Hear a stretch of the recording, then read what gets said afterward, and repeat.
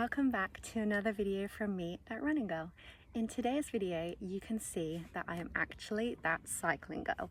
I have come out on a 10-mile evening bike ride because I am 4 weeks into my sprained toe injury and cross training is going really well.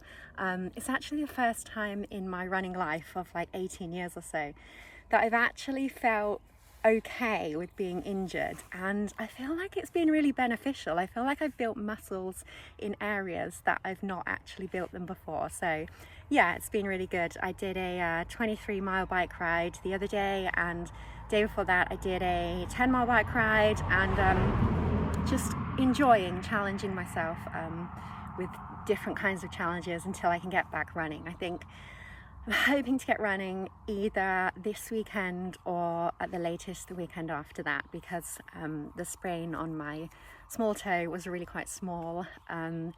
So yeah, I've been really sensible with it. I've been taking calcium supplements, which is what I've done when I've had any kind of bone injury in the past.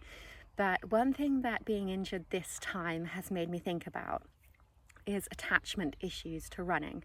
Now, I've done a lot of sort of work. I've had therapy sessions, and I've done a lot of work on myself in terms of like identifying, you know, my needs in relationships, and a lot of sort of exploration into attachment issues, which is something that, if you know anything about, you know, relationships and psychology of the self and psychology of relationships and psychology of attachment issues, you'll know that this is a really huge thing. And to be compatible with someone, or to even just make a relationship work, you need to have complementary attachment issues. And being injured, it 100% got me thinking about attachment issues during running. So obviously when you're completely fine and you know, you're not injured, there aren't any issues, or if you have underlying issues, they don't really surface. But when you're injured, it's almost like, what attachment issue do you have to running? Now, I would break these down into 3 different areas, and they're the same kind of areas that people would talk about if you're talking about attachment issues in running. So they would be avoidant, secure, and anxious. So if you have an avoidant attachment style to running, you're probably one of those runners that, you know, is in denial when you're injured, and you're thinking, no, I can just run through it, until you just can't run through it anymore, and you're taking weeks off at a time, and you're just, you know, hobbling to get an x-ray.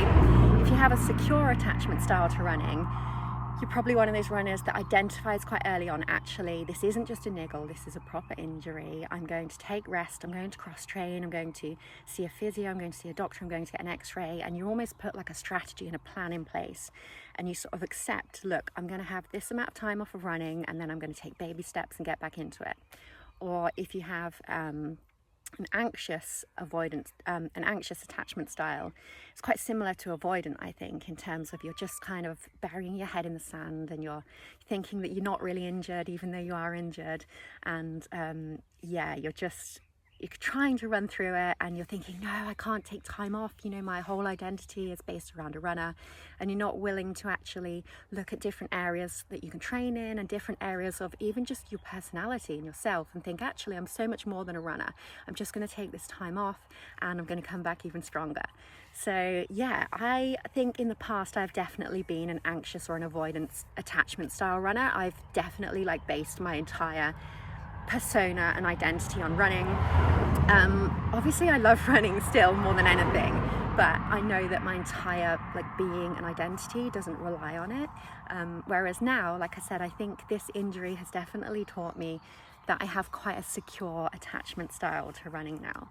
So let me know if you think, if you agree with this, if you agree with having like an attachment style to running, and let me know what yours is below, and I'll see you in my next video.